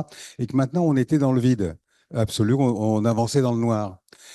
Mais est-ce que c'est pas un peu facile de dire que c'est la faute uniquement des politiques et des médias? Les citoyens eux-mêmes ne croient plus à l'expertise. Il faut des études sociologiques plus profondes, hein. Moi, je crois que c'est un peu facile de dire c'est la faute des politiques qui ont des raisons, etc. Bon, Harry. C'est la dégénérescence de la probité de l'administration économique. C'est totalement différent. C'est les instruments de gestion au quotidien. Oui, d'accord. Mais Attendez, vous ne liez pas ça à une perte générale de confiance dans l'expertise, dans la rationalité? Non, pas du tout. C'est arrivé bien avant la perte de confiance. La perte de confiance vient après. Ah oui, vient après. Lorsque justement, la croissance n'est plus là, on raconte n'importe quoi. Non, elle perd. C'est pas du tout la perte de confiance qui a fait disparaître les instruments. Ils ont été, je vous dis, par la domination de Bercy, qui terrorise les départements. C'est au lieu d'avoir une forte expertise dans les ministères, tout est concentré à Bercy. Et c'est là qu'est venu, et Bercy est devenu très politique. Ouais, parce que la perte de confiance, d'habitude, on l'attribue plutôt à Hiroshima et au drame engendré par la science, etc., qui sont antérieurs. Oh, mais attendez. La confiance en la science et la confiance en les politiques, c'est pas pareil, hein, le calcul économique. Attendez. Sérieux les problèmes, hein. Non, très honnêtement, il y avait des instruments de pilotage, même les modélisations, etc., ont été abandonnées, etc. Donc, on y va plutôt au pifomètre, si vous voulez. Et, alors prenons un exemple. Pour moi, c'est extraordinaire. L'erreur de prévision budgétaire des recettes, c'est extraordinaire. L'État a au jour le jour les moyens de faire ça. Vous voyez, ce qui s'est passé, c'était incompréhensible. Ce n'est pas de la politique. Alors, c'est dissimulé. Macron ne veut pas le loi complémentaire. J'ai bien compris. Mais il y a aussi un départ. Attendez, les experts du Trésor ne communiquent pas avec le cabinet. Attendez, vous voyez, il y a bien quelque chose qui s'est passé. Et surtout un écart de cette taille-là. Il y a bien c'est prodigieux comme perte de maîtrise. Moi, j'ai commencé en faisant un modèle macroéconométrique pour la direction de la prévision. Donc, je le sais. Il y avait un tout petit peu de connaissance des phénomènes réels. Je suis trompé, hein. Alors que là, on y va au pifomètre. Et les réponses du ministre, que c'est pas moi. Vous voyez bien que c'est une perte de confiance très particulière d'articulation. On comprend les politiques communiquent, et puis l'administration va prendre des décisions compliquées qu'on n'arrive pas à comprendre avec des procédures. Alors, regardez, le taux de subvention pour passage au véhicule électrique. Attendez, mais c'était dément. C'était anti-économique. Il n'y avait pas eu de calcul économique avant. Rénove pour les fenêtres, pareil, il n'y a pas eu de. Attendez, mais c'est très technique, ça. Attendez, c'est pas la défiance générale, ils mentent tous. C'est la perte des. Alors, bien sûr, avec l'idée, lancé par. Je travaille au commissariat au plan. Et mon seul groupe de recherche avait comme intérêt de traiter des problèmes qui étaient posés au plan. Les questions n'étaient pas du tout académiques. En le supprimant, on n'a plus vraiment clairement que on a l'indépendance de l'expertise, si vous voulez. Et c'est ça qui est extrêmement embêtant. Il n'y a plus de micro sur le micro. La conséquence, c'est fondamentalement. Alors, il est vrai que on avait une trajectoire de croissance régulière et donc il était relativement facile de prévoir. On prolongeait la modernisation. Là, vous comprenez que le calcul économique peut se tromper. Parce que qui vous dit que c'est les batteries au lithium qui vont triompher? Oui, donc là, il y a une limite endogène au calcul. Mais ça n'empêche pas pour les écoles, les ports, les autoroutes, le transport ferroviaire routier de faire du calcul. Il est intact cette année. Et c'est pas ce qui est fait. Et c'est ça qui m'inquiète. Et alors, pourquoi c'est important? Parce qu'il y a une mauvaise allocation du capital public. La conséquence, c'est que, comme c'est un peu n'importe quoi, le rendement n'est pas positif. Il est tout autant négatif que positif. On n'a plus un mécanisme qui vous engendre une efficacité de l'intervention publique. Et ça, c'est un mécanisme qui après, il se propage. Oui, je veux dire, après l'opinion publique, vous avez, je sais, vous voyez, je n'accuse pas du tout, c'est pas les politiques comme ça. L'image de Sarkozy s'en moque un peu de l'évaluation, hein, c'est pas son problème. C'est plutôt la perte d'influence de l'administration économique par rapport aux politiques, grosso modo. On a plié, le ministre dit, je vais. Quoi. Et dans l'éducation, c'est fantastique, puisqu'on a des plans qui ont des paradigmes d'inspiration tout à fait jeunes d'un semestre à l'autre. Donc, oui, il y a quelque chose qui ne va pas, quoi.